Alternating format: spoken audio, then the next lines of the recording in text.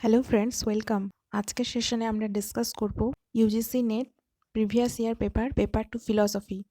আর এটা হচ্ছে 2014 জুনের পেপার এবং এটা হচ্ছে পেপার 3 যেখানে 75 এমসিকিউস থাকে। আজকের ক্লাসটা হচ্ছে সেকেন্ড ক্লাস। এর আগের ক্লাসে আমরা এই পেপারেরই কিছু এমসিকিউস নিয়ে ডিসকাস করেছি।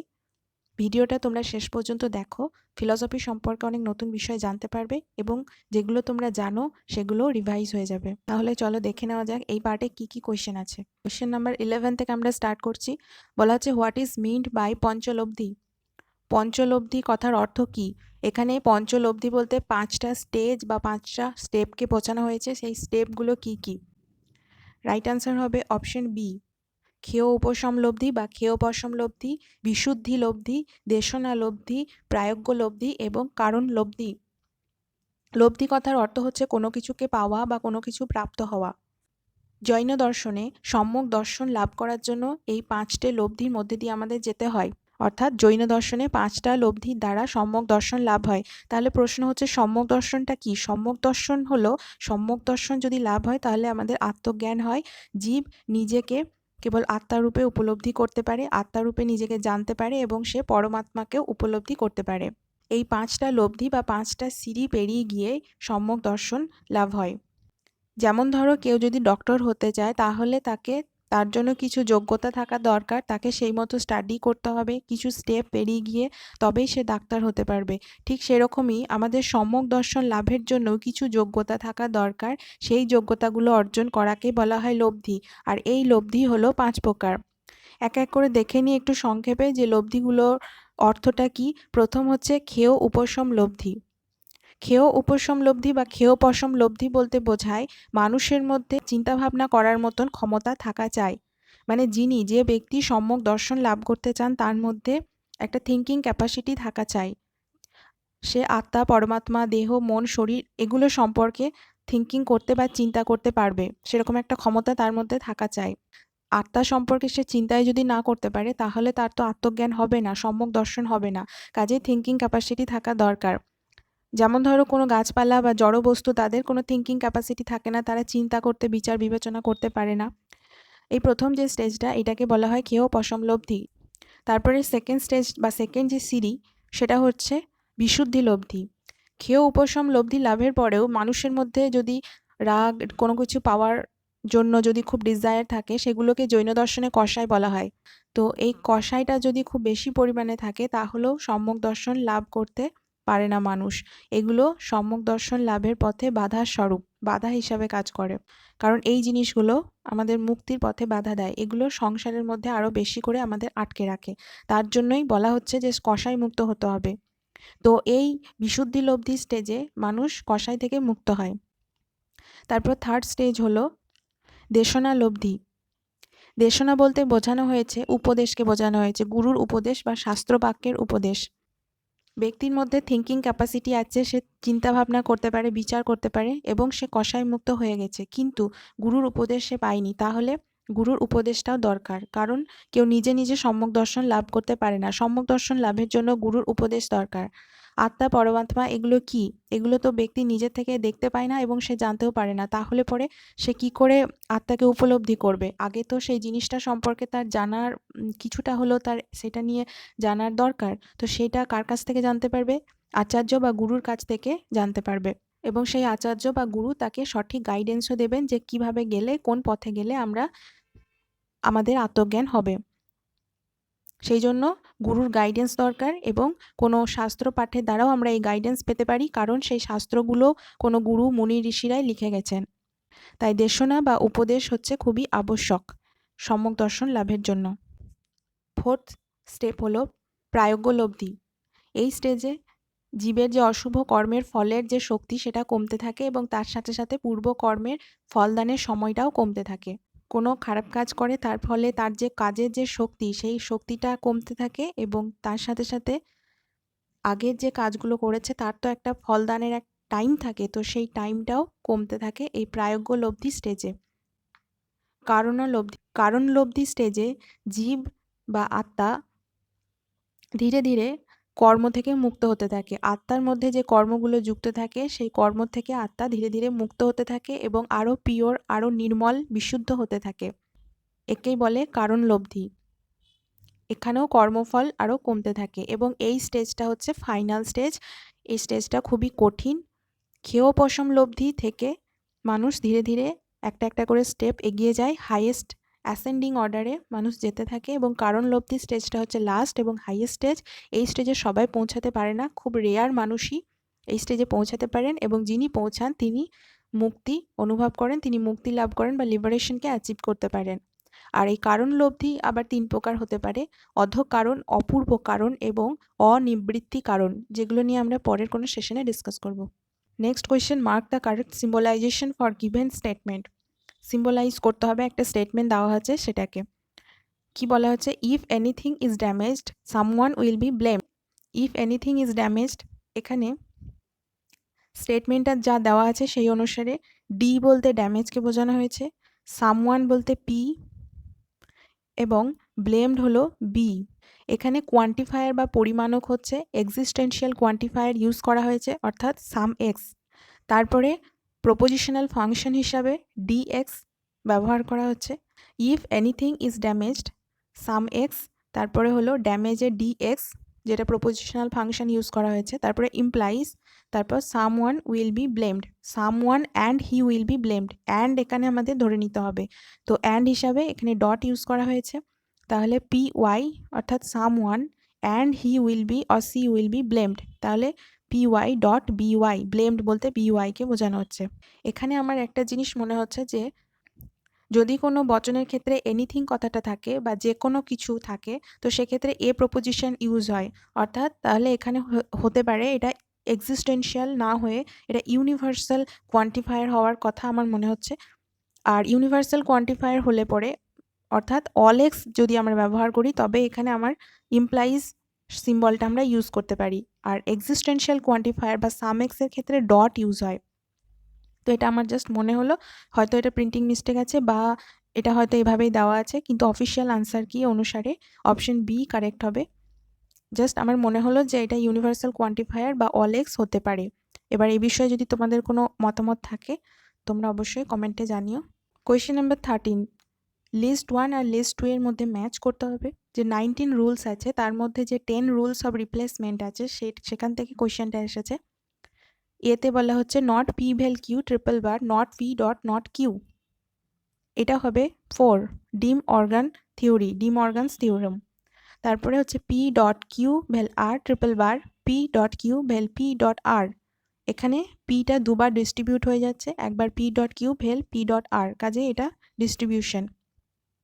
তারপর এটা খুবই সহজ, P triple bar not not P, negation, double negation যেটাকে বলে। তারপরে হলো P dot Q implies R triple bar P implies Q implies R, এটা হবে exportation. Next question, evaluate the given argument and mark the correct option. আর্গুমেন্টটাকে evaluate করতে হবে, তারপর কোনটা কারেক্ট সেটা বলতে হবে, ভ্যালিড হবে না ইনভ্যালিড হবে সেটা আমাদের এখানে চুজ করতে হবে। প্রথমে আমাদের আর্গুমেন্টটাকে পরপর সাজিয়ে নিতে হবে। প্রথমে এখানে দেখো আমাদের 4টা প্রেমিস আছে বা হেতু বাক্য আছে আর একটা কনক্লুশন আছে। তো ভ্যালিড বা ইনভ্যালিড বার করতে গেলে এই শর্টকাট মেথডে আমাদের প্রথমে এটা ইনভ্যালিড কিনা প্রুভ করে দেখতে হবে। এবার কোনো ডিডাকটিভ আর্গুমেন্ট ইনভ্যালিড কখন হয়? যখন তার প্রেমিসগুলো ট্রু হবে বাট কনক্লুশনটা যখন ফলস হয় তখনই সেই আর্গুমেন্টটা, সেই ডিডাকটিভ আর্গুমেন্টটা ইনভ্যালিড হয়। কারণ আমরা জানি ডিডাকটিভ আর্গুমেন্টের ক্ষেত্রে কনক্লুশনটা প্রেমিস থেকেই বের হয়ে আসে এবং কনক্লুশনটা প্রেমিসকে কখনো ছাপিয়ে যায় না। তো যেহেতু প্রেমিস থেকে বের হয়ে আসছে তা সেহেতু প্রেমিসগুলো ট্রু হচ্ছে বাট কনক্লুশনটা ফলস, এটা তো হতে পারে না। কাজেই তখন সেটা ইনভ্যালিড হয়ে যাবে বা অবৈধ হয়ে যাবে। তো এইভাবে আমরা যদি একটা আর্গুমেন্টকে আমরা যদি ইনভ্যালিড প্রুভ করে দিতে পারি তখন সেটা আমার ইনভ্যালিড হয়ে যাচ্ছে। আর্গুমেন্টকে আমি ইনভ্যালিড কখন প্রুভ করব? আর্গুমেন্টকে ইনভ্যালিড কিভাবে প্রুভ করব না, আমাদের যে প্রেমিসগুলো আছে সেগুলোকে সব ট্রু ধরে নিতে হবে আর কনক্লুশনটাকে ফলস ধরে নিতে হবে। কিন্তু যদি দেখলাম যে এইভাবে সবটা আমার ম্যাচ হচ্ছে না, কোথাও একটা আটকে যাচ্ছে, প্রবলেম হচ্ছে, তখন সেটা আমার হয়ে যাবে ভ্যালিড। সেইভাবেই এই কোয়েশ্চেনটা সলভ করা যাক। প্রথমে কনক্লুশন হচ্ছে নট বি ডট সি, তাহলে এখানে আমি কনক্লুশনটাকে এফ ধরে নিয়েছি, ফলস ধরে নিয়েছি, এবং নট বিকে আমি এফ ধরে নিচ্ছি আর সিকে ধরে নিলাম এফ। এখানে আমরা জানি যে ডটের ক্ষেত্রে কেবল টি এবং টি হলে পরেই টি হয়, বাকি সমস্ত ক্ষেত্রে এফ হবে, ফলস হবে। কাজে এখানে তোমরা নট বিকে টিও ধরে নিতে পারো বা এফ এ ধরে নিতে পারো, জাস্ট দুটোই টি হলে হবে না, এটাই জাস্ট মাথায় রাখতে হবে, কারণ এখানে আমাকে এফ আনতে হবে। তো এখানে আমি এফ ধরে নিচ্ছি। তারপরের একটা স্টেপে নিচ থেকে উপরের দিকে এক এক করে যাব। তারপরের স্টেপে আমি ভিকে টি ধরে নিচ্ছি এবং এক্সকে টি ধরে নিচ্ছি। তাহলে টি আর টি এর ক্ষেত্রে টি হলো, মানে এগুলো আমার প্রেমিস। তো প্রেমিসগুলোতে আমি সবই, মাঝে যেটা ডট আছে সেখানে আমি সবই ট্রু ধরে নিচ্ছি, যেগুলো আমি গোল করে দিয়েছি এটা। তারপরে যেটা স্টেজ, দেখো জেড ইমপ্লাইজ নট বি। তাহলে এখানে আমি এফ আর এফ ইমপ্লাইজের ক্ষেত্রে কেবল টি আর এফ এর ক্ষেত্রে এফ হয়, বাকি সমস্ত ক্ষেত্রে ট্রু হয়। তো এখানে এফ অ্যান্ড এফ টি হবে। এখানেও আমি not A implies C, C এর মান আমি নিচেই এফ ধরে নিচ্ছি, কাজে এখানেও আমাকে একই ধরতে হবে, এফ ধরতে হবে, আর নট এটা আমি এফ ধরে নিলাম, কাজে এফ আর এফ এ ট্রু হলো। তো টি আর টি এর ক্ষেত্রে ডটের ক্ষেত্রে টি হয়, এটাও ঠিক আছে, এটাও যদি ওইভাবেই করে দেখো টি পাবে। বাট এখানটাতে আমরা একটু প্রবলেম হয়ে যাচ্ছে, কারণ ভি আমরা আগেই ধরে নিচ্ছি টি, আগে আমরা টি ধরে নিয়েছি, তো সেই টি এর মানটা এখানেও বসালাম। আবার নট ডাব্লিউতে আমরা এফ ধরে নিয়েছি, তো এফটা এখানে বসালাম। তাহলে পরে টি আর এফ এ ভ্যালের ইমপ্লাইজের ক্ষেত্রে এফ হয়, আর এক্সের মানটা আমরা আগে ধরে নিয়েছি টি, তাই এখানেও টি বসালাম, প্রথম যে হেতুবাক্য সেটাতে বলছি। আর ওয়াই এর ক্ষেত্রে আমরা এফ ধরে নিয়েছি আগেই, তো সেই এফ এর মানটা এখানে বসালাম। তো এখানেও দেখো টি আর এফ এর ক্ষেত্রে এফ হচ্ছে। তো এফ আর এফ হওয়ার কথা ছিল এখানটাতে, বাট আমার এখানে টি হয়ে আছে, কারণ আমি আগে এগুলো সবগুলোকেই ট্রু ধরে নিয়েছি। কাজে এটাকে আমি ইনভ্যালিড প্রুভ করতে পারলাম না, তাহলে পরে এটা হয়ে যাবে ভ্যালিড। এখানে তোমরা অন্য টিএফগুলো তোমরা যদি চেঞ্জ করেও লেখো নিজেদের মতো করে, বাট রুলসটা ফলো করতে হবে। ইমপ্লাইজের ক্ষেত্রে টিএফ এ এফ হয় এবং ডটের ক্ষেত্রে টি এ টি হয়, এই রুলসগুলো তোমাদের ফলো করতে হবে। বাকি তোমরা যেটাতে যেটা খুশি ধরে নিতে পারো, দেখবে কোথাও না কোথাও একটা আটকে যাচ্ছে, মিলছে না। তো না মিললে তখন সেটা ভ্যালিড হবে, উল্টো হবে, না মিললে ভ্যালিড হবে, আর যদি দেখো সবগুলো মিলে গেছে তখন সেটা ইনভ্যালিড হবে। আর কোনটাকে কি ধরেছি আমি এখানে সেটা একটা দিয়ে দেওয়া হয়েছে। এ এর মান আমরা ধরে নিয়েছি টি, তো টি ধরেছি মানে নট এ হলে উল্টোটা হবে এফ হবে। বিকেও আমরা টি ধরেছি, ট্রু ধরেছি, তাহলে তার উল্টোটা এফ হয়ে যাবে। নট বি মানে হচ্ছে এফ। তো এইভাবে এগুলো সব এক এক করে সলভ করে করে দেখতে হবে। তাহলে এখানে আনসারটা হয়ে গেল option C, valid. Next question, which one of the following correctly represent the status of soul according to Ramanuja. রামানুজের মতে সোল বলতে কি বোঝানো হচ্ছে? রাইট অ্যান্সার হবে option D, the relation between soul and God is that of parts and whole. গডের সাথে সোলের যে রিলেশন সেটা হলো পার্টস, অংশ এবং পূর্ণের। ব্রহ্ম বা ঈশ্বর হলেন নিজেই পূর্ণ, এবং সোল বা জীবাত্মা ব্রহ্মের চিত অংশ। এছাড়াও ব্রহ্মের দুটি অংশ আছে, চিত এবং অচিত অংশ। তাহলে ব্রহ্মের চিত অংশ হলো জীবাত্মা এবং ব্রহ্মের অচিত অংশ হলো এই জড়জগৎ। সুতরাং এখানে ব্রহ্ম নিজেই হলেন পূর্ণ বা হোল এবং জীবাত্মা হলেন পার্টস বা ব্রহ্মের অংশ। Question number 16, which one of the following is true of Buddhism. বুদ্ধিজমে কোনটা সত্য? এখানে অপশনের মধ্যে বলা হয়েছে nirvana can be achieved only in this life, তারপর nirvana can be achieved only in the life after death, তারপর nirvana can be achieve both in this life and life after death, and last one is nirvana can be achieved by the grace of Tathagata. Right answer হবে option C, নির্বাণ can be achieved both in this life and life after death. অর্থাৎ নির্বাণ এই জন্মেও আমরা achieve করতে পারি এবং after ডেথেও নির্বাণ achieve করা যায়। বুদ্ধিজমে জীবন মুক্তি এবং বিধেয় মুক্তি দুই প্রকার মুক্তিকেই স্বীকার করে নেওয়া হয়েছে। Next question, who takes into consideration the length and breadth in ethics. Option হলো মিল, স্পিনোজা, স্পেন্সার এবং মুর। রাইট অ্যান্সার হবে option C, Herbert Spencer. Herbert Spencer এথিক্সকে লাইফ সায়েন্স আর সোশ্যাল সায়েন্সের মতোই ন্যাচারাল সায়েন্স বা প্রাকৃতিক বিজ্ঞান বলেছেন, এবং উনি লেন্থ ও ব্রেথ ইন এথিক্সের লেন্থ ও ব্রেথ নিয়েও বলেছেন। নেক্সট, হোয়াট টাইপ অফ সত্তা is ascribable to Brahman. Brahman কোন সত্তা? ব্যবহারিক, পারমার্থিক, বোধ, ব্যবহারিক, পারমার্থিক অর প্রাতিভাসিক। রাইট অ্যান্সার হবে ব্রহ্ম হলেন পারমার্থিক সত্তা। জগতের যথার্থ স্বরূপটা কি সেটা বোঝার জন্য অদ্বৈত বেদান্তী শঙ্করাচার্য সত্তা ত্রৈবিধ্যবাদের কথা বলেছেন, যেখানে বলা হয় সত্তা হলো 3 প্রকার: পারমার্থিক, ব্যবহারিক এবং প্রাতিভাসিক সত্তা। বিভু, নিত্য ও যাবতীয় বস্তুর স্বরূপ সত্তা হিসাবে ব্রহ্ম হলেন পারমার্থিক সৎ, এবং যখন কোনো বস্তুকে সেই বস্তু হিসাবেই জানছি, যখন একটা দড়িকে দড়ি হিসাবে জানছি, একটা পেনকে পেন হিসাবে জানছি, বা মোবাইল বা ল্যাপটপকে আমরা যখন সেই মোবাইল বা ল্যাপটপ হিসাবেই জানছি, তো সেগুলোকে বলা হয় ব্যবহারিক সত্তা, যেটা সবাই স্বীকার করছে সমষ্টিগতভাবে, যেটাকে সবাই একই রকম বলছে। কিন্তু যখন আমরা একটা দড়িকে সাপ বলে মনে করছি বা একটা পেনকে পেন্সিল হিসাবে দেখছি ভুলবশত, তো সেইগুলোকে বলা হয় প্রাতিভাসিক সত্তা, যেটা ভ্রম জ্ঞানের বিষয়। Next question: in which ashram ব্যবস্থা a person leaves for the jungle in order to pray to God and practice yoga? আমরা জানি আশ্রম ব্যবস্থায় 4 রকম আশ্রম ব্যবস্থা আছে, যেটা হচ্ছে প্রথম হলো ব্রহ্মচর্য, যেখানে একজন মানুষ একদম ইনিশিয়াল স্টেজে একদম ছোটতে সে গুরুগৃহে গিয়ে পড়াশুনো করেন, ব্রহ্মচর্য ব্রত পালন করেন।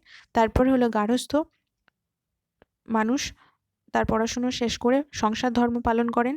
তারপর বানপ্রস্থ, তিনি জঙ্গলে গিয়ে ঈশ্বরের উপাসনা করেন এবং তার সাথে যোগ প্র্যাকটিস করেন। তারপর লাস্ট হচ্ছে সন্ন্যাস, যেখানে মানুষ সম্পূর্ণরূপে ঈশ্বরের কাছে নিজেকে সমর্পণ করে দেন, ঈশ্বরের সাধনায় নিয়োজিত থাকেন। তাহলে রাইট অ্যান্সার হবে অপশন সি, বানপ্রস্থ। বানপ্রস্থ স্টেজে জঙ্গলে গিয়ে ঈশ্বরের উপাসনা করছেন এবং যোগা প্র্যাকটিস করছেন। নেক্সট কোয়েশ্চেন হলো অ্যাসারশনে বলা হচ্ছে অ্যাকর্ডিং টু মীমাংসা বেদাস আর ইটার্নাল। রিজন হলো অ্যাকর্ডিং টু মীমাংসা ওয়ার্ডস আর ইটার্নাল। বেদ ইটার্নাল, তার কারণ ওয়ার্ড হলো ইটার্নাল মীমাংসা মতে। এটা হবে অ্যাসারশনটা ট্রু বাট রিজনটা false, and reason does not provide correct explanation to assertion. তার কারণ মীমাংসা দর্শনে বেদের অথরিটিকে তো স্বীকার করা হয় আমরা জানি, কিন্তু বলা হচ্ছে ওয়ার্ডস আর ইটার্নাল, যে কোনো ওয়ার্ডসকে আমরা ইটার্নাল বলতে পারি না, ওয়ার্ডস ভুলও হতে পারে, কাজেই ওয়ার্ডস আর ইটার্নাল এটা ফলস হবে। Match the list 1 with list 2 and make the correct option. পুরুষার্থ, 4 প্রকার পুরুষার্থ আছে: ধর্ম, অর্থ, কাম, মোক্ষ। রাইট অ্যান্সার এ 2, পুরুষার্থ মোক্ষ। ব্রহ্মবিহার, মৈত্রী, করুণা, মুদিতা, উপেক্ষা। 4টা ব্রহ্মবিহার, তাহলে ব্রহ্মবিহারটা হবে করুণা। তারপর 5 প্রকার যে শীল আছে সেই শীলের মধ্যে পড়ছে মুষাবাদ। অষ্টাঙ্গিক মার্গের 8টা মার্গের মধ্যে তৃতীয় যে মার্গ সম্যক বাক, ওটাকে বলা হয় মুষাবাদ, যার অর্থ হচ্ছে মুষা ন ভাষে, মিথ্যা কথা না বলা, সত্য কথা বলা, সত্য ভাষণকে বলা হচ্ছে, আর এটা পঞ্চশীলের মধ্যে পড়ে। তারপরে হলো বৈশ্য। বৈশ্য যে চতুর্বর্ণ আছে ব্রাহ্মণ, ক্ষত্রিয়, বৈশ্য, শূদ্র, তাহলে বৈশ্য হয়ে গেল বর্ণ। Next, consider the following statement in the context of Bentham and mark the correct code. বেনথামের পার্সপেক্টিভে কোনগুলো ট্রু হবে? Greatest happiness of the greatest number, greatest happiness of the greatest number. ইউটিলিটিয়ানিজমে বলা হয় যে ম্যাক্সিমাম মানুষের ম্যাক্সিমাম সব থেকে বেশি গ্রেটেস্ট হ্যাপিনেসের কথা বলা হয়, কাজে এটা ট্রু হবে। তারপর nature has placed mankind under the governance of 2 sovereign masters, pain and pleasure. সব কিছু গভর্ন হচ্ছে পেইন আর প্লেজারের আন্ডারে, আর আমাদের কি করা উচিত? পেইনকে কমানো উচিত এবং প্লেজারকে বাড়ানো উচিত অ্যাকর্ডিং টু ইউটিলিটিয়ানিস্ট। নেক্সট, এটাও ট্রু হবে। Next, community is a fictitious body composed of the individual person. Community হচ্ছে একটা কাল্পনিক শরীর বা বডি, কি হয় কতগুলো ব্যক্তি মানুষকে দিয়ে সেই কমিউনিটিটা গঠিত হচ্ছে, এটাও ট্রু হবে। এখানে রাইট আনসার হবে option D, 1, 2, 3 are true. Enlightened anarchy means, জ্ঞানদীপ্ত অরাজকতা বলতে বোঝানো হচ্ছে lawlessness of the intellectuals. Intellectual মানুষের যে ললেসনেস অ্যাটিটিউড, সেটা হচ্ছে enlightened anarchy. Next question, the view that jati is as much real as the vyakti is held by. জাতি ব্যক্তির মতোই রিয়েল, কে বলছেন? নৈয়ায়িক, বুদ্ধা, চার্বাক অর অদ্বৈত বেদান্ত। বলেছেন নৈয়ায়িক, ন্যায় স্কুল। মনুষ্যত্ব, ঘটত্ব, পটত্ব এগুলো হচ্ছে একটা জাতি, মনুষ্যত্ব হচ্ছে একটা জাতি এবং রামশ্যাম যদুমধু হচ্ছে ব্যক্তি। তো জাতি এবং ব্যক্তি দুটি হচ্ছে সমপরিমাণে রিয়েল, যতক্ষণ পর্যন্ত ব্যক্তি থাকছে তার মধ্যে জাতিও থাকছে। কিন্তু বৌদ্ধ মতে, বৌদ্ধ দর্শনে যে নামবাদ বা অপোহবাদের কথা বলা হয় সেখানে জাতি বা সামান্য হচ্ছে মানুষের মনের কল্পনা মাত্র, মনের কল্পনা বা ধারণা। তারা জাতি বা সামান্যের অস্তিত্বকে স্বীকার করে না। আবার জৈন মতে সামান্য বা জাতি হলো ব্যক্তি নির্ভর, ব্যক্তির উপর নির্ভর করে। দুটোই সমপরিমাণে রিয়েল নয়, দুটোই ব্যক্তির উপর নির্ভর করে। নেক্সট এবং এই সেশনের last question, which one of the following statement does not truly reflect Gandhi's philosophy of life? গান্ধীর জীবন দর্শনকে রিফ্লেক্ট করে না কোন স্টেটমেন্টটা? ফার্স্ট স্টেটমেন্ট হচ্ছে hate the sin but not the sinner. সিনকে হেট করো, কাজ যে খারাপ কাজটাকে ঘৃণা করো, বাট যে সিনারকে ঘৃণা করো না বা পাপীকে ঘৃণা করো না। তারপরে হচ্ছে non violence is an active moral fight against weakness. খারাপ বা মন্দ কাজের এগেনস্টে অ্যাক্টিভ ফাইট হচ্ছে নন ভায়োলেন্স বা অহিংসা। এটা রাইট অ্যান্সার হবে option D, neither A is true nor B. Neither বলা হচ্ছে কারণ এখানে ডাজ নট বলা হয়েছে। গান্ধীজির যে ফিলসফি সেখানে এই দুটো স্টেটমেন্টই ট্রু হবে, বাট এখানে কোনটা নয় বলা হয়েছে যেহেতু, কাজে এখানে neither A is true nor B, এটা হবে রাইট অ্যান্সার। ওকে ফ্রেন্ডস, আজকের সেশনটা আমরা এখানেই শেষ করছি। ফিরে আসছি পরের সেশনে। Thank you.